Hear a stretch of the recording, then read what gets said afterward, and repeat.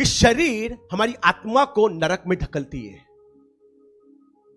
शरीर की जो लालसा है, वचन कहता है गलातिया 5:16 में कि आत्मा के अनुसार चलो, आत्मा में चलो तो तुम शरीर की लालसा किसी रीति से पूरी न करोगे। What does mean? इसका मतलब क्या है? इसका मतलब यह है कि शरीर हमें नरक में क्या करती है? ढकलती है। शरीर हमारी आत्मा को कहां पे ढकलती है? नरक में ढकलती है। क्योंकि शरीर, हमारी आंख जो शरीर से जुड़ा हुआ है, हमें गलत देखने के लिए, बुरा देखने के लिए, पाप देखने के लिए उत्साहित करती है। हमारा हाथ वो खून करने के लिए, चोरी करने के लिए, गलत काम के लिए उत्साहित करती है। हमारे पैर गलत मार्ग में चलने के लिए उत्साहित करती है। क्योंकि ये शरीर जो है, इस शरीर की इच्छा है, लालसा है, अभिलाषा है, जरूरत है, जो शरीर की गरज को पूरा करते हुए हमारी आत्मा को नरक में धकेलने की कोशिश करती है चर्च। इसलिए मैंने पहले ही कहा कि 99% इस दुनिया के लोग शरीर में चलते हैं। किस में चलते हैं? शरीर में चलते हैं, शरीर में जीते हैं। क्योंकि आज जो भी लोग कर रहे हैं अपने शरीर के लिए कर रहे हैं। वचन कहता है कि शरीर हमारी आत्मा को कामों में, आत्मिक कामों में, परमेश्वर के कामों में बढ़ने के लिए रोकती है। और शरीर ही है जो हमें नरक में, उस अंधकार में, उस पाप में हमें क्या करती है? ढकेलती है चर्च। किसको ढकेलती है? शरीर हमारा ही है ना, मतलब हमारा ही शरीर हमारी आत्मा को पाप में ढकेलती है। हमारा ही शरीर हमारी आत्मा को नरक में ढकेलती है। हालांकि हमारी नहीं है, परमेश्वर की देन है।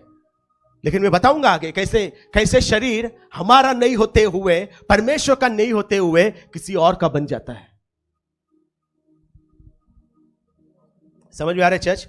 इसलिए वचन कहता है तेरी आंख अगर तुझे पाप करने के लिए प्रोत्साहित कर रही है तो उसको उखाड़ के फेंक दे। क्योंकि पूरा शरीर के साथ नरक, आत्मा के साथ नरक में जाने के बजाय एक आंख नहीं रहते हुए तो तेरा शरीर, तेरी आत्मा जीवन में प्रवेश करे।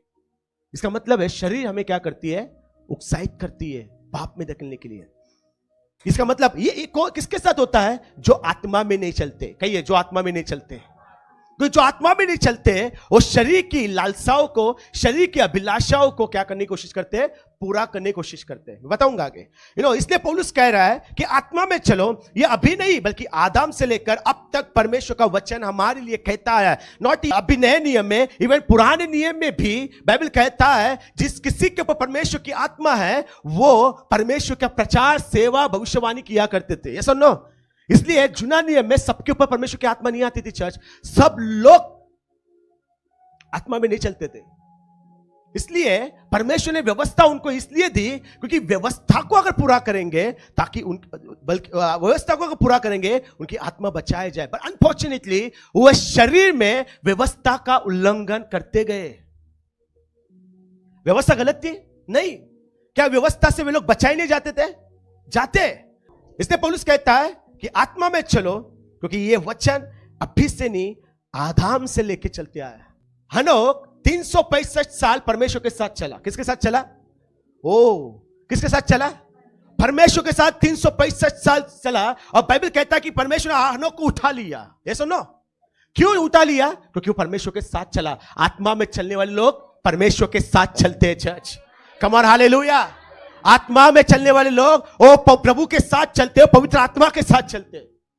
और जो आत्मा में चलते हैं वही उठा लिए जाएंगे।